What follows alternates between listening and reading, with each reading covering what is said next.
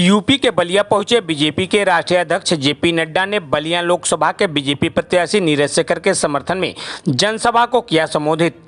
तो वहीं जनता को संबोधित करते हुए श्री नड्डा ने समाजवादी पार्टी और कांग्रेस की विचारधारा को स्पष्ट करते हुए कहा कि ये पिछड़े दलितों आदिवासियों के समर्थक नहीं हैं। इनके आरक्षण पर डाका डालकर धर्म के आधार पर आरक्षण देने की बात कर रहे हैं, जबकि बाबा साहब भीमराव अंबेडकर ने भारत के संविधान में धर्म के आधार पर आरक्षण देने की बात नहीं कही है।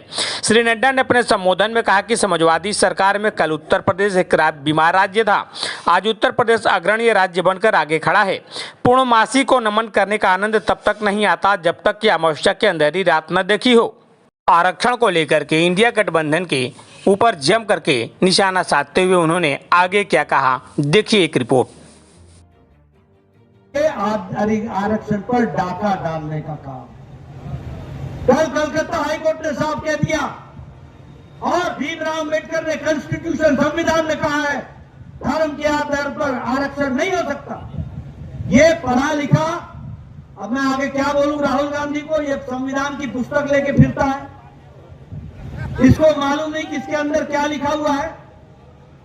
पढ़ा लिखा कितना है मुझे मालूम नहीं, अंदर पढ़ा है कि नहीं मुझे मालूम नहीं। भीमराव अंबेडकर ने कहा है संविधान के अंदर धर्म के आधार पर आरक्षण नहीं होगा, और ये पिछले दरवाजे से आपके आरक्षण पर डाका डाल करके धर्म पर आरक्षण लाना चाहते हैं। आंध्र प्रदेश में 4 बार इन्होंने कोशिश की है, तेलंगाना में इन्होंने 2 बार, कर्नाटक में इन्होंने 2 बार कोशिश की है, और बंगाल में तो ममता ने वहां बैकवर्ड में मुस्लिम जाति को डालने का प्रयास किया और आरक्षण देने का प्रयास किया, और सीधे सीधे कोर्ट ने कह दिया 2010 से 2024 तक जितनों को भी बैकवर्ड का सर्टिफिकेट मिला है उसे रद्द किया जाता है। इसको उन्होंने तय कर दिया।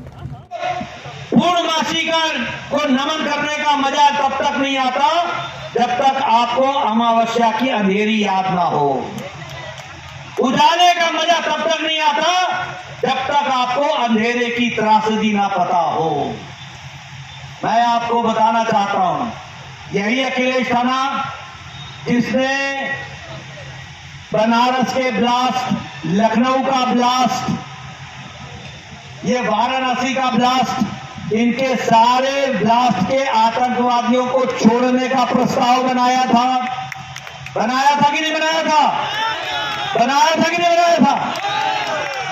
ये किसके दोस्त हैं? आतंकवादियों के दोस्त हैं या देशभक्तों के दोस्त हैं? ये देशद्रोहियों के दोस्त हैं, ये स्पष्ट है। मैं ये बोलने आया, मैं यहां ये भी